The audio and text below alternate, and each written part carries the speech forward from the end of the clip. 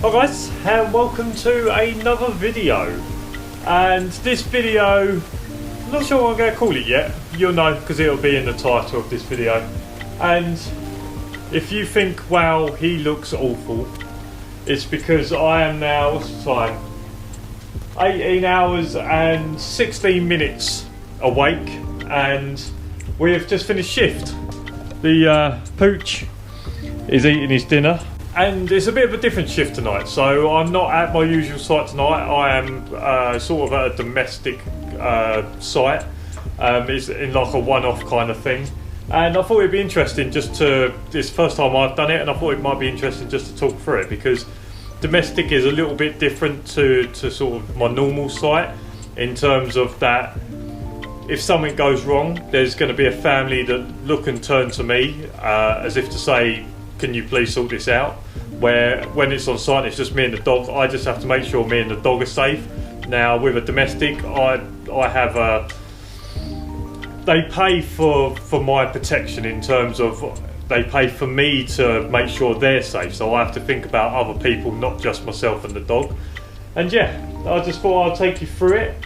I am just finishing shift, and someone asked me kind of what do I do to try and prepare for my next shift. So obviously I've just come off of a shift, and now I'm sort of preparing for my next shift, other than feeding the dog.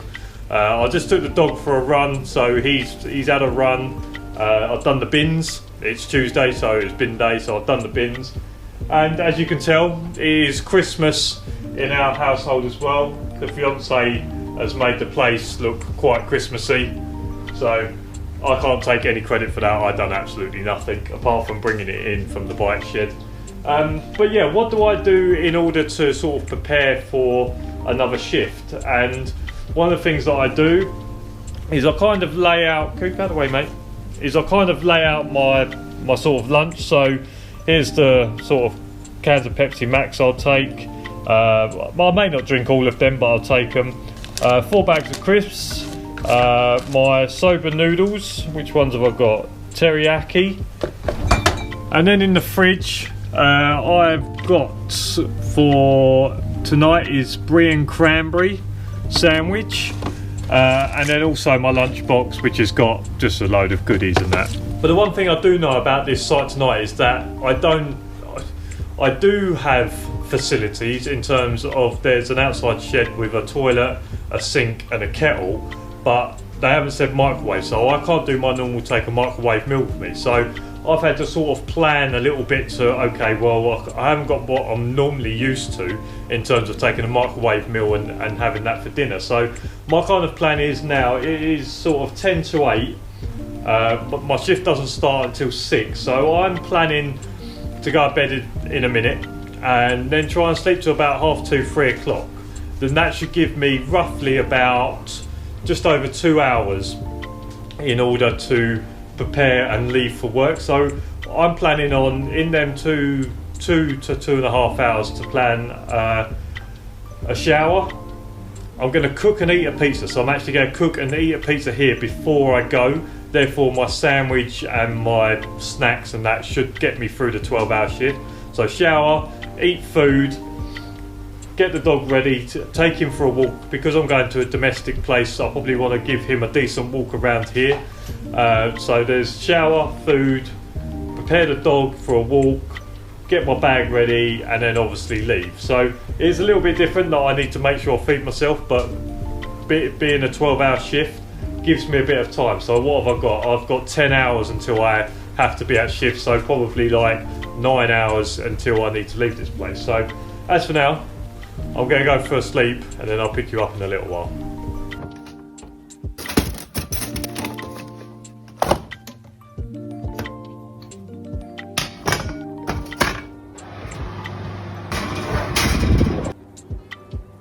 And we are at 2:52, so went to bed, probably got to sleep straight away. I was absolutely knackered, to be fair, and then planned to sleep till about 2:30, but the dog needed to go to the toilet and my body clock woke me up at 2 o'clock. So yeah, I've been up for about 45 minutes taking the dog for a walk so I can go for a toilet and that, just sticking on a pizza. I think I've got probably just under 2.5 hours until I need to leave for work. So plan is cook some food. I've got the World Cup on the TV, so yeah, cook some food, watch some football, have a shower, get myself ready, and we'll be ready more or less on time, if not maybe a bit before. Are you smiling? Are you smiling for the camera? Serious face. So we are at 5:02 and we've probably got about 20 minutes, just under 20 minutes until we're going to leave. It's meant to be about 20 to 25 minutes to get there, but obviously with it being sort of rush hour and that now, I want to make sure I get there early enough. Morocco and Spain are still 0-0 going into first half of extra time. And yeah, I thought I'd take you through a little bit of what I take with me in my bag. Now at the place I'm going to, I've been told that there's a kettle, a sink and a toilet. So if there's a kettle, it does tell me that there should be power, but just in case, I've charged up my 2 battery packs. This is obviously my camera stuff. I'm using my phone at the moment because I run my batteries down earlier. Although there's a toilet, I'm going to take obviously spare toilet roll. I've got a hot chocolate in there for the drive. Drive and when I'm there, I've got a cup. These are all my cables because I've currently got my camera on charge, and over here I've got my torch to make sure my torch is all charged up. This is the dog's water, plus I've got another sort of 2.5 litre bottle in there as well, but if there's a sink there should be some running water. In terms of food, because I don't know if there's a microwave, I doubt it, I've got a couple of pan of chocolats. I've got a brie and cranberry sandwich from Asda. I actually really like that one. 4 bags of crisps in there. There's some cookies, and then like some chocolate bars and some snacks, cheese strings, things like that. I've got a soba noodles, which I said earlier, few drinks, and then obviously the water that's in there. That all has to sort of go in my bag. I've got my smartwatch and I've obviously got my hat as well. So other than that, I think that's more or less all the stuff that I'm going to take. You alright? You alright there? So other than that, I think that's more or less everything I've got to take. So like I say, I've probably got about 15 minutes till I'm going to leave. So I'm going to pack all that stuff up, get everything in the van, ready for us to go in the van. Good. Hey, good boy. Yeah.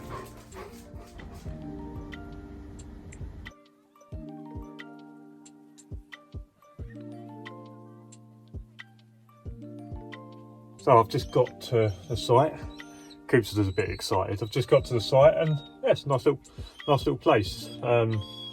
It's just going to be sitting here looking after the people who are in. So as mentioned, it's my job just to secure the perimeter in the area, act on any suspicious behaviour or if there's any triggers of the alarm, etc. And yeah, I don't think I'm within 15 metres of a plug socket, which might mean I've got no heating for the evening.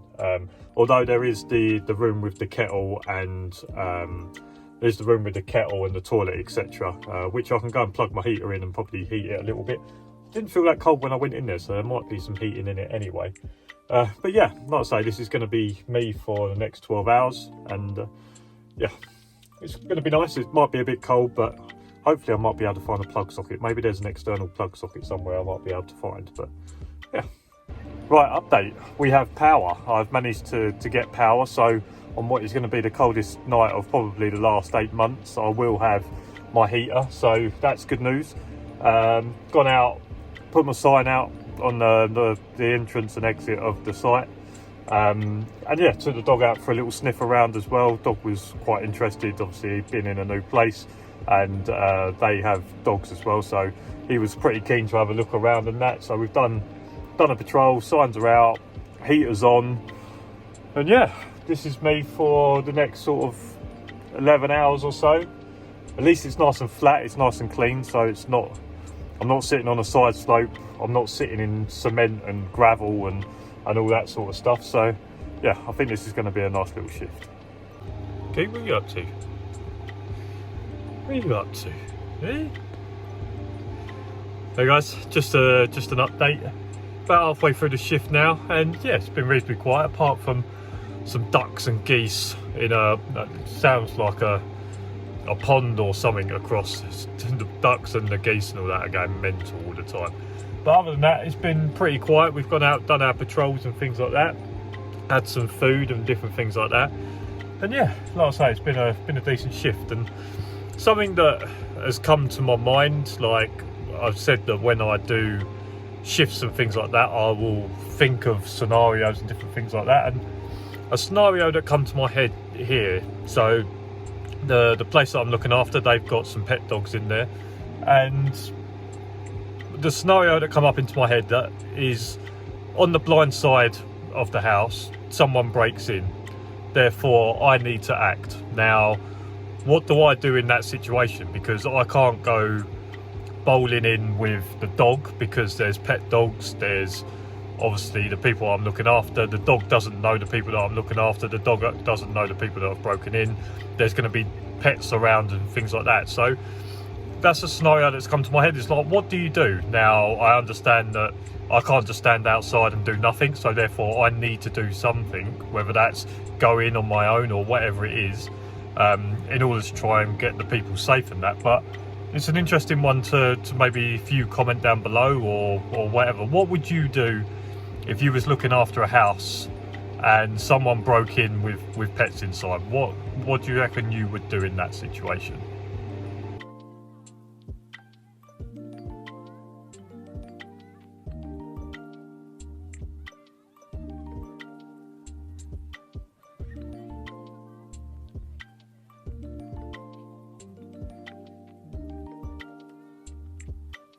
And time for another update. We are 3/4 of the way through the shift now. Nothing much has really happened. A few lights have gone off, but I'm pretty sure I saw a cat or a fox. There was something that ran across that was that kind of size and that. But yeah, other than that, it's been pretty quiet. So yeah. But I think like with these like domestic ones and that, it's quite strange, because what is apparent to me, or what is apparent in these, is that you're not just thinking about yourself quite a lot. You are thinking about other people, and like every decision that you make is going to affect other people, and I think you have to try and keep that in mind. Like if there is an incident that happens, you have to think about the consequences of other people as well. So for argument's sake, you make a decision that goes wrong and that affects other people. It doesn't just affect you, and it affects other people's safety as well. So I think that's something that I've kind of thought about during this shift as well, is that if something was to happen, I need to think about how it will affect the safety of other people, and one of my bad decisions could be consequential for others. So yeah, like I say, it's been a nice little shift so far. Like I say, I've got a few hours left in that, but that was just something that just brought to my mind, just to keep in mind if you're doing like domestic stuff and looking after people, is that the decisions that you make doesn't just affect your safety, it affects the safety of other people as well. Don't know about you guys, but I found Jesus. Good, over this side. Good lad, well done.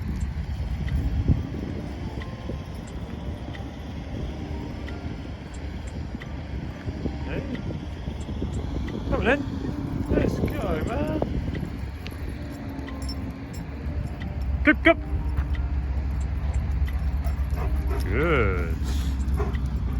lad, well done. And we are done. It is 4:05 PM the day after, the afternoon after the shift. So yeah, we done the rest of our shift, then went back to mum and dad's and run the dog around. We've had a sleep.